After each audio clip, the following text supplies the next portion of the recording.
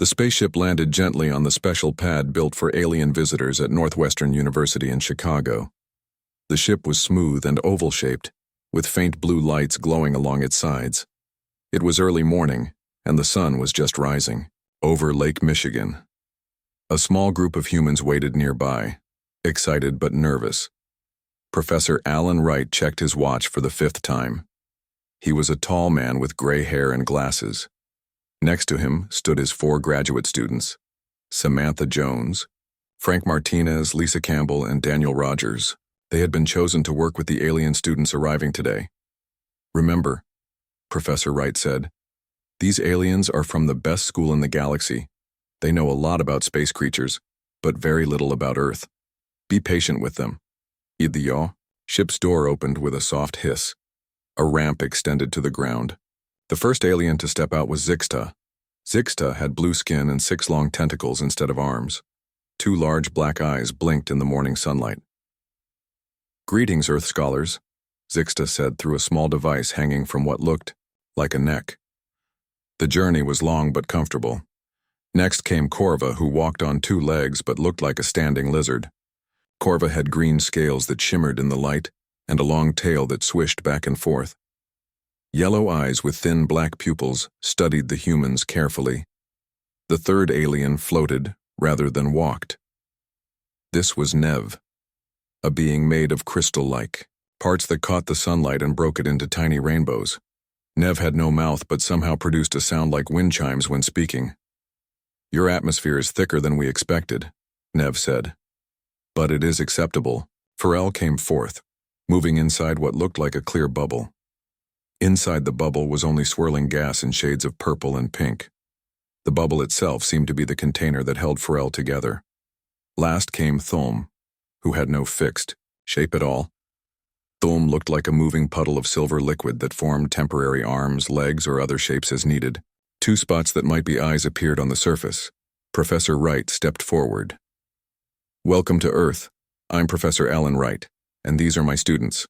We're honored to be part of this first exchange program between our worlds." Samantha, a woman with curly brown hair, smiled and waved. "We've prepared rooms for you in our special visitor building." Frank, who was tall with dark hair, nodded politely. "And we have a schedule of activities to help you learn about Earth." The aliens looked around at the trees, grass, and buildings. Corva made a sound like laughter. "Your world seems very simple," Corva said. "Our home planets have much more impressive life forms." Lisa, a woman with short blonde hair, frowned slightly but kept smiling. "Earth may surprise you. Our animals and plants have evolved in ways you might find interesting." Zixta's tentacles moved in what might have been a shrug. "We have studied the biggest creatures on your planet already. Your whales and elephants are large but not very threatening." Daniel, who had red hair and freckles, spoke up. "Size isn't everything when it comes to Earth's creatures. Some of our smallest animals are the most dangerous." The aliens all made sounds that seemed like laughter. "Small creatures are never a threat where we come from," Thulm said, the silver surface rippling. "Only the giant beasts are feared." "Professor," Wright smiled patiently. "Well, that's why you're here, to learn. Let's get you settled in your rooms. Tomorrow, we'll take a hike through a nature preserve to show you some of our local wildlife." As they walked toward the building, Pharrell's bubble floated close to Professor Wright. "We appreciate this opportunity, even if your planet seems less exciting than others we have visited." "Give it time," Professor Wright said quietly. "Earth has been surprising visitors for a long time." The humans and aliens entered the building together. The exchange program had officially begun. None of the aliens realized that their ideas about danger and power were about to change forever. The next morning, Professor Wright led the group to a nature preserve just outside the city. The sun was warm, and birds sang in the trees as they walked along a dirt path. The alien students looked around with mild interest, but not much excitement. "This is one of our protected areas," Professor Wright explained. "Many plants and animals live here undisturbed by humans." Corva, the lizard-like alien, flicked a long tongue to taste the air. "I smell many small life forms, but nothing that seems dangerous." Samantha pointed to a spider web between 2 branches. Look at that orb weaver spider. Its web is an engineering marvel. Nev, the crystalline alien, floated closer to examine it. Light refracted through Nev's body, creating tiny rainbows on the ground. Interesting design, Nev admitted, but too small to be a real threat. The group continued walking. Daniel stopped to point out deer tracks while Lisa showed them different types of trees and plants. The alien seemed polite but unimpressed. On my homeworld, Zixta said, tentacles waving, we have carnivorous plants taller than your buildings. They can swallow creatures your size in one gulp. Frank smiled patiently. Size isn't everything in nature. Sometimes the smallest creatures are the most dangerous. Thulm, the shapeless silver alien, formed what looked like a mouth and made a scoffing sound. Small creatures are prey, not predators. As they reached a sunny clearing, Professor Wright suggested they stop for a rest. The group sat on fallen logs and rocks. Corva wandered a few steps away, examining a patch of dirt with interest.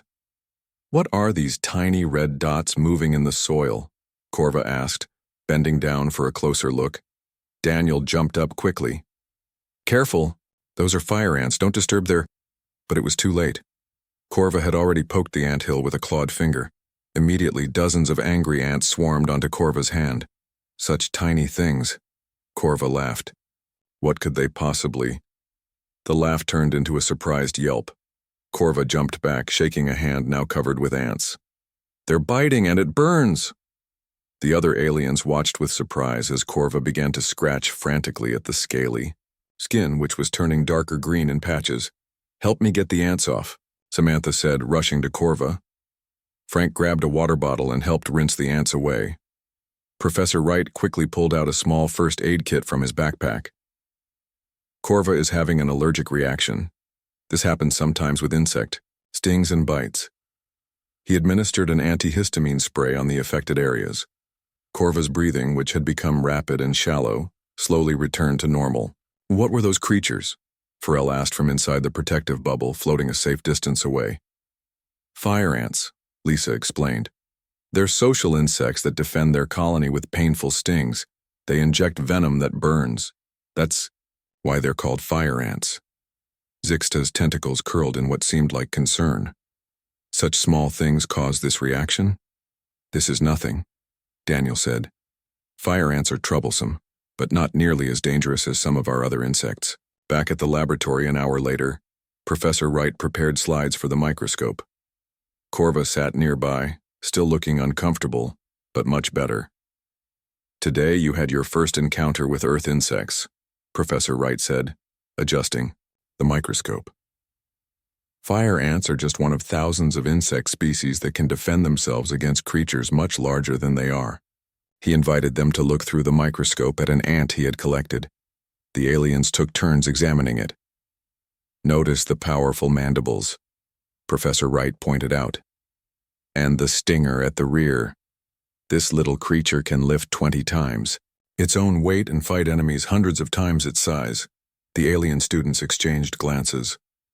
Perhaps, Nev said slowly, we should learn more about these insects before we explore further. Professor Wright smiled. That's exactly what we're going to do. The next day, Professor Wright gathered everyone in the university laboratory. Large screens showed pictures of different insects. The alien students sat in specially designed chairs that accommodated their unique bodies. Today, we begin our research project, Professor Wright announced. Each alien student will pair with a human partner to study one type of Earth insect. You will learn about their habits, defenses, and why they are important to our planet. He pointed to a chart on the wall. I've assigned partners and insects based on what might interest each of you. Zixta would work with Samantha to study hornets. Corva, still showing faint marks from the fire ant incident, was paired with Frank to study mosquitoes. Nev would work with Lisa on bullet ants. Pharrell and Daniel would research bombardier beetles. Thulm, who had asked for an extra challenge, would study venomous spiders. Technically, spiders are arachnids, not insects, Professor Wright explained. But they're close enough for our purposes. Zixta's tentacles curled with interest. These hornets look somewhat threatening. How large do they grow? Samantha showed a picture of a hornet next to a human finger for scale. Asian giant hornets can be about 2 inches long, not very big, but they can sting multiple times and their venom is powerful. Zixta seemed disappointed. Only 2 inches? On my homeworld, flying predators are the size of your cars. Size isn't everything. Samantha repeated what was becoming the group's motto. Hornets can kill creatures thousands of times their size. Meanwhile, Frank was showing Corva images of mosquitoes. These tiny insects have killed more humans throughout history than any other creature, Frank explained. Corva's scales rippled with disbelief. How? They look harmless. They spread diseases when they bite, Frank said. Malaria, dengue fever, Zika virus, all carried by mosquitoes. Across the room, Lisa was showing Nev pictures of bullet ants from South America. These ants have the most painful sting known to humans, Lisa said. People who get stung say it feels like being shot. That's why they're called bullet ants. Nev's crystalline structure dimmed slightly. Pain is a universal language, I suppose. Daniel was explaining bombardier beetles to Pharrell, whose gaseous form swirled faster inside the protective bubble. These beetles mix chemicals in their bodies to create a hot toxic spray, Daniel said. It's like they have their own built-in chemical weapon. Pharrell's voice sounded through a speaker on the bubble. A natural chemical weapon? In something so small? Thulm was examining pictures of various spiders with growing interest. The silver, shapeless alien formed temporary eyes that widened at the images. This black widow spider's venom is 15 times stronger than a rattlesnake's, Professor Wright told Thulm. And this brown recluse can cause tissue to die around its bite. Thulm stretched upward, forming something like a neck and head. Perhaps Earth has more interesting life forms than we first thought. The pair spent the rest of the day planning their research. They would need to gather samples, take pictures, and even observe the insects in their natural habitats. Tomorrow, we begin fieldwork, Professor Wright said. Each team will visit places where they can see their assigned insects. As the alien students left the lab, they talked among themselves in their own languages. Their translator devices were turned off, but their tones suggested concern. Later that evening, Samantha found Professor Wright in his office. The aliens seem worried about tomorrow, she said. Professor Wright smiled. Good. They should be. They're finally beginning to understand that Earth's small creatures demand respect. He looked at a glass case on his wall containing preserved specimens of various insects. Our visitors have spent their lives fearing giant beasts with claws and fangs, he said. Now they'll learn that on Earth the most dangerous things often come in the smallest packages. Early the next morning, Zixta and Samantha drove to a wooded area outside the city. They wore protective clothing, including special suits made for Zixta's unique body shape. Hornets are most active in the morning, Samantha explained as they walked through the trees. She carried a long-handled net and a clear container. We need to be careful. They can be aggressive if they feel threatened. Zixta's tentacles moved in what might have been a laugh. I come from a warrior species. We have faced the deadliest predators in 3 star systems. I am not afraid of tiny flying insects. Samantha frowned. You should be. Hornets can sting multiple times, and they release a chemical that calls other hornets to attack. They walked deeper into the woods. Zixta carried recording equipment to document their findings. The alien moved with confidence, blue skin gleaming in the patches of sunlight that broke through the trees. There, Samantha whispered, pointing to a large paper nest hanging from a tree branch. That's a hornet nest. We'll observe from a safe distance. Zixta looked at the gray football-shaped object. That small thing? Our nesting creatures build structures taller than your buildings. Size isn't... Yes, I know, Zixta interrupted. Size isn't everything. But I still find it hard to believe such small creatures could be dangerous to someone like me. Zixta moved closer to the nest, ignoring Samantha's warning hiss. The alien pointed a recording device at the nest, moving branches aside with 2 tentacles. I want to get a closer image, Zixta said. The entrance holes are quite small. Zixta, don't, but it was too late. As Zixta pushed a branch away, it snapped, hitting the nest and jarring it. There was a moment of silence, then a low buzzing that quickly grew louder. "Run!" Samantha shouted, already backing away. "They're coming out." Zixta remained in place, still recording. "I want to see them up close." The first hornet landed on one of Zixta's tentacles, then another, and another. Within seconds, dozens of hornets were swarming around the alien. "They seem angry," Zixta observed, still not moving away. "But their stings should not— Ah!" The alien's calm observation turned into a cry of pain as the hornets began to sting. Zixta dropped the recording device and tried to brush away the insects, but they were everywhere now, landing on exposed blue skin and stinging repeatedly. "Help!" Zixta called, finally moving away from the nest. "They burn!" Samantha had her phone out, already calling for help. "Move toward the stream," she shouted, pointing to a small creek nearby. "Get in the water." Zixta stumbled toward the water, tentacles flailing. The alien's blue skin was turning darker in patches where the stings were concentrated. Samantha grabbed a first aid kit from her backpack and followed. By the time Zixta reached the stream, the alien was having trouble breathing. Samantha helped Zixta into the water, then quickly prepared an injection from the first aid kit. "This is epinephrine," she explained, administering the shot to what she hoped was the right part of Zixta's anatomy. "It will help with the allergic reaction." Zixta's breathing slowly improved as they sat in the shallow stream. The hornets eventually lost interest and returned to their nest. "I don't understand," Zixta said weakly. "I have been clawed by the razor beasts of Draxus 7. I once survived a bite from a venom lord of the Outer Rings. How can these tiny earth creatures affect me this way?" Samantha gently washed away dead hornets still clinging to Zixta's skin. "Earth's creatures have been evolving for millions of years.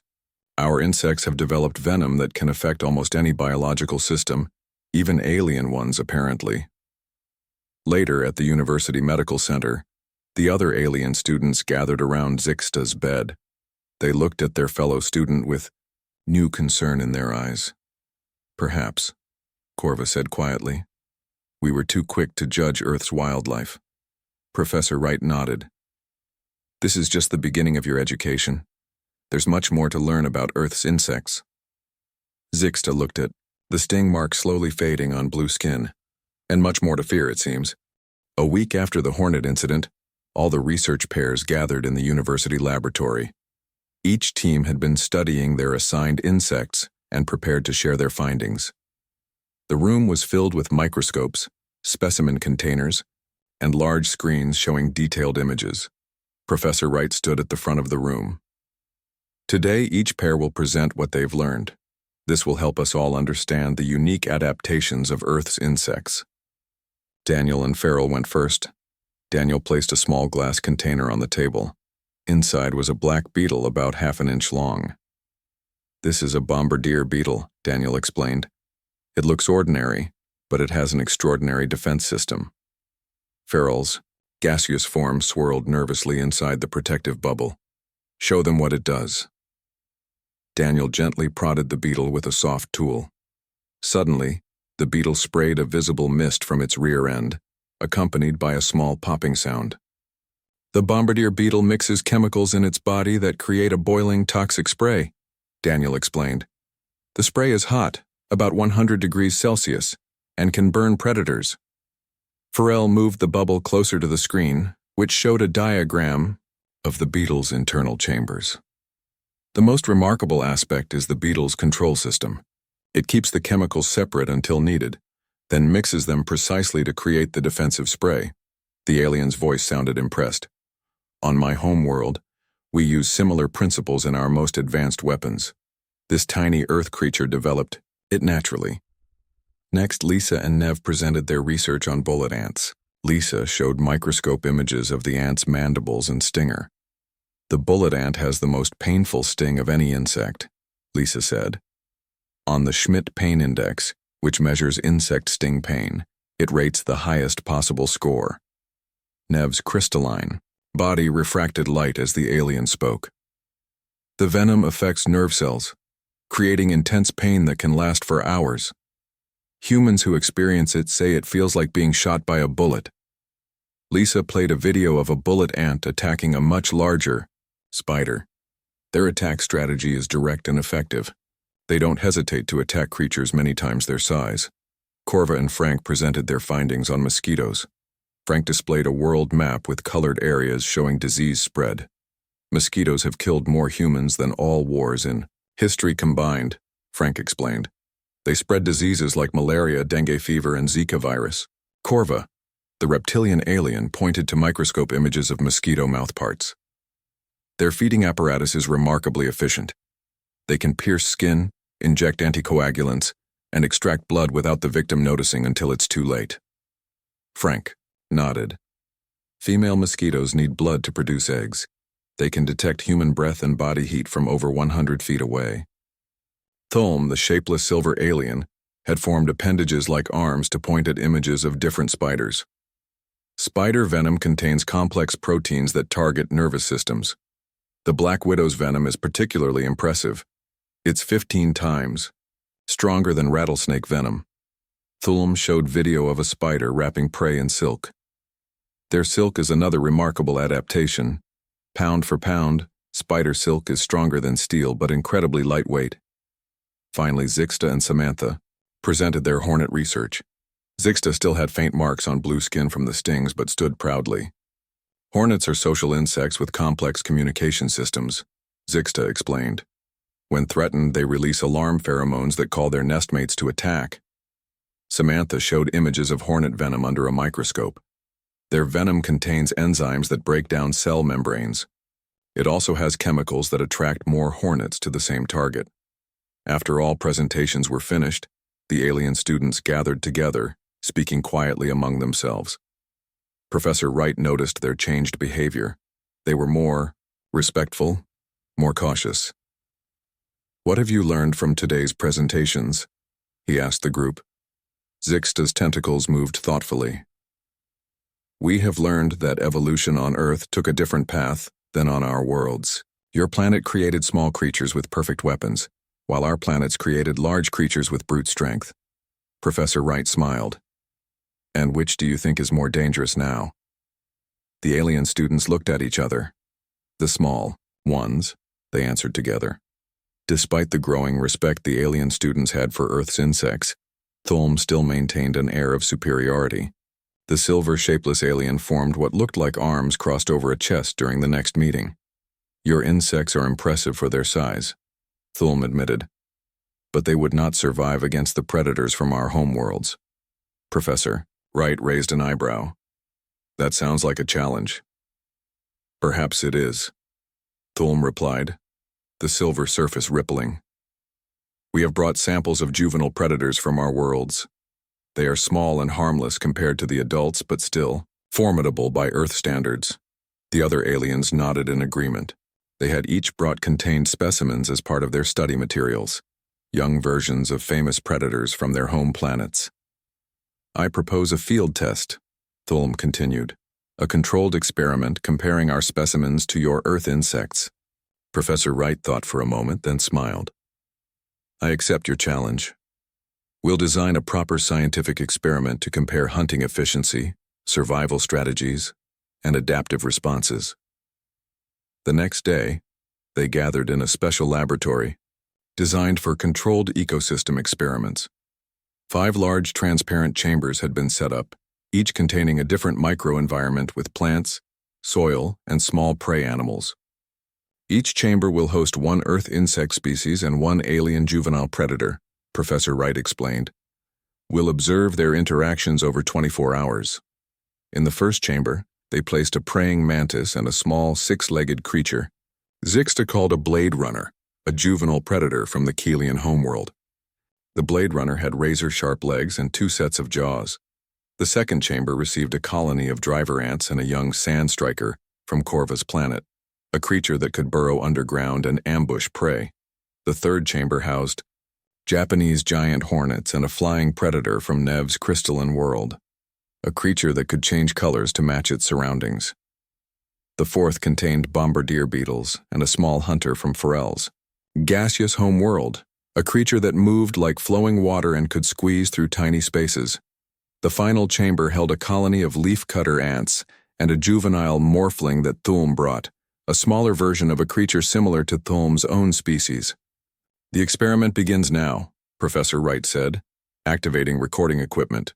We'll check back tomorrow morning. The group spent the day reviewing their research and preparing presentations for the Galactic Federation's scientific journal. When night fell, most went back to their quarters, but Thulm stayed behind to watch the experiments. You should get some rest, Frank suggested before leaving. The results won't change if you watch them. Thulm's silver form rippled with what might have been laughter. I want to see your Earth insects fail when they meet real predators. The next morning, everyone gathered eagerly around the chambers. Professor Wright turned on the main screen that would show footage from the overnight recordings. Let's see what happened, he said. In the first chamber, the praying mantis sat calmly on a branch, cleaning its forearms. There was no sign of the Blade Runner. Where is my specimen? Zixta asked, tentacles twitching with concern. They reviewed the footage. During the night, the Blade Runner had attacked the mantis from behind, but the mantis had twisted its head 180 degrees, caught the alien predator with its lightning-fast arms, and eaten it. In the second chamber, the Sand Striker was gone, replaced by clean-picked bones. The driver ants had swarmed it during the night, overwhelming it with their numbers. The third chamber showed the flying predator from Nev's world hanging lifelessly from a branch, surrounded by hornets that had stung it repeatedly until it died. The fourth chamber, the hunter from Pharrell's world, lay dead, its body covered in chemical burns from the bombardier beetle's defensive sprays. But it was the fifth chamber that shocked everyone the most. The morphling that Thulm had brought was completely gone, with only tiny pieces remaining. Overnight, the leafcutter ants had systematically cut it into small pieces and carried the parts to their underground fungus gardens. Thulm's silver body seemed to shrink back in disbelief. This is impossible. The morphling is a top predator. On our world, Professor Wright replayed some of the footage. Your juvenile predators relied on size, strength, or speed. Our insects relied on cooperation, chemical weapons, and specialized adaptations. In every case, the Earth insects won. The alien students were silent as they watched the recordings again. Perhaps, Zixta said quietly, we need to reconsider what makes a successful predator. 2 weeks after the field test experiment, Professor Wright announced the final phase of their research project. The group would travel to the Amazon rainforest in Brazil to study insect biodiversity in one of Earth's richest ecosystems. The Amazon contains more insect species than anywhere else on Earth, Professor Wright explained as they packed their equipment. It will be the perfect place to complete your education about Earth's insects. The alien students prepared with a new sense of respect. They checked their protective gear carefully and listened attentively to safety instructions. Even Thulm, who had been the most dismissive, took extra precautions with a specially reinforced containment suit. After a long flight, they arrived at a research station deep in the rainforest. The air was hot and humid, filled with the sounds of insects and birds. Massive trees towered above them, creating a dense canopy that filtered the sunlight. We'll spend 3 days here, Professor Wright said as they unloaded their equipment.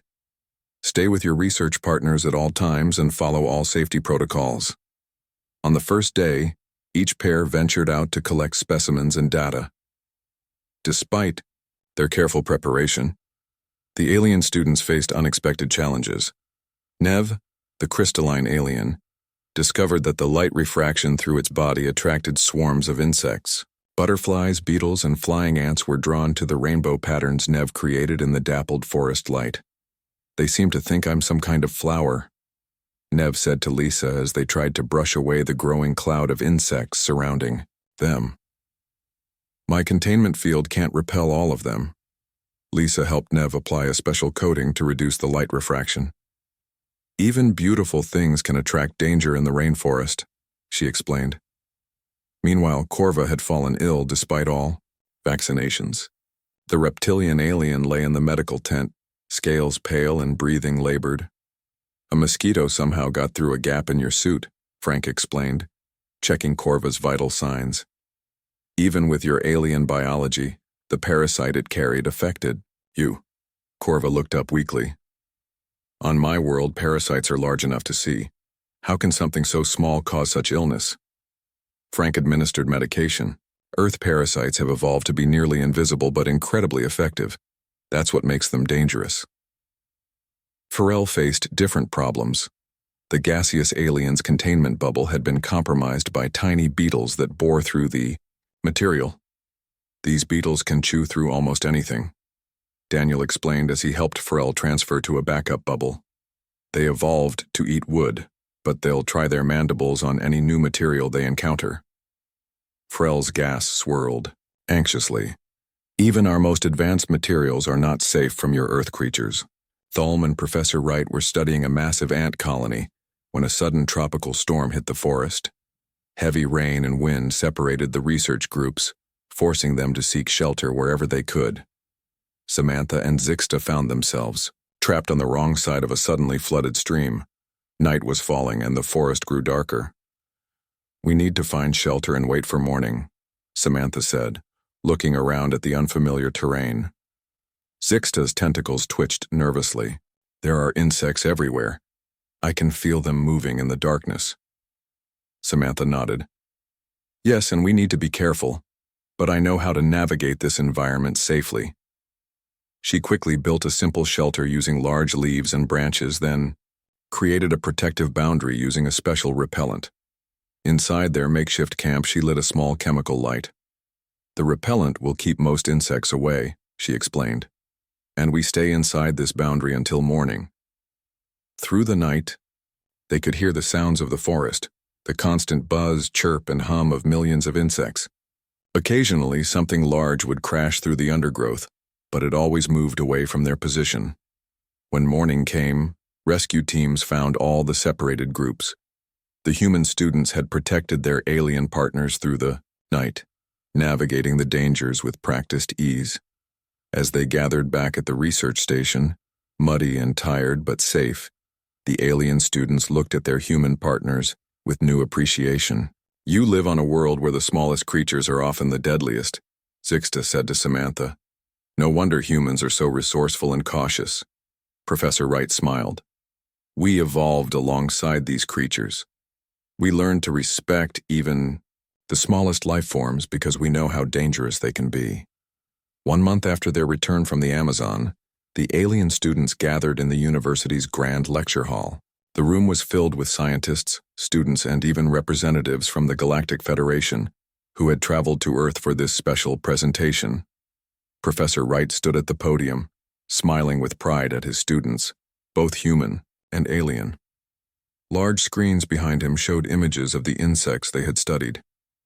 "Today," he announced, "our exchange students will present their final research papers and share what they have learned about Earth's insects with the scientific community." Zixta was the first to present. The blue-tentacled alien moved to the podium with a new sense of gravity. "When we first arrived on Earth," Zixta began, "we believed that dangerous creatures must be large, with visible weapons like claws and fangs. We were wrong." Zixta showed images of hornets, fire ants, and mosquitoes. "Earth's insects are small but perfectly adapted killing machines. They have survived for hundreds of millions of years because their strategies work." Corva presented. Next, the reptilian alien scales now fully recovered from the tropical illness. "Insects spread diseases that have killed more humans than all wars combined," Corva explained. "Yet humans have learned to live alongside them, developing medicines and strategies to protect themselves." Nev's crystalline form sparkled under the lecture hall lights as the alien presented research on ants and termites. "The true power of Earth's insects lies in their numbers and cooperation," Nev said. "A single ant is small, but a colony acts like one organism with millions of parts. They can overcome enemies thousands of times their size through teamwork and chemical communication." Pharrell's gaseous form swirled inside a new, reinforced bubble as the alien showed microscope images of insect weapons. "The chemical defenses of Earth's beetles, ants, and bees are more advanced than many weapons in the Galactic Federation," Pharrell explained. "They can burn, paralyze, or kill with remarkable efficiency." Thulm had prepared the most comprehensive presentation. The silver, shapeless alien had formed a more human-like appearance for the occasion. We propose a new classification for Earth's insects in the Galactic Federation's biological database, Thulm announced. They should be categorized as Class 5 organisms, a designation previously reserved only for the deadliest known creatures in the galaxy. A murmur ran through the audience. The Galactic Federation representatives looked surprised but nodded in agreement. After the presentations, the head of the Academy of Xenobiology approached Professor Wright. She was a tall, elegant alien with feathered skin. "Professor," she said, "we would like to invite you to lecture at our academy. Your planet's insects are remarkable and our students would benefit from your knowledge." Professor Wright accepted the invitation with a smile. Meanwhile, the alien students spoke with reporters from both Earth and other planets. "What was the most surprising thing you learned?" a reporter asked Zixta. "That danger does not correlate with size," Zixta replied. "Earth evolved creatures that are small but perfectly deadly. Their insects have been refining their weapons and strategies for millions of years." As the event concluded, the alien students gathered one last time with their human partners. They would be returning to their homeworlds the next day. "We came here thinking we would study primitive life forms," Corva said. "Instead, we found that Earth has some of the most dangerous creatures in the galaxy." Samantha smiled. "Will you tell others about what you learned here?" "We already have," Thulm replied. "We've sent warnings to all travel agencies across the galaxy. Anyone visiting Earth will now receive special briefings about your insects." Daniel laughed. "What do the warnings say?" Zixta's tentacles moved in what the humans now recognized as a smile. "They say, 'Welcome to Earth, where the smallest creatures are often the deadliest.'" The next morning, as the alien ship prepared for departure, Professor Wright noticed new signs being posted at the spaceport. They showed images of mosquitoes, hornets, and ants with clear warning symbols. Below the images, text in multiple galactic languages read, "Earth warning, approach with caution. Planet contains Class 5 organisms disguised as tiny insects. Proper protection required at all times." Professor Wright smiled as he watched the alien students board their ship. They had come to teach, but instead had learned a valuable lesson about making assumptions. On Earth, even the smallest creatures demanded respect.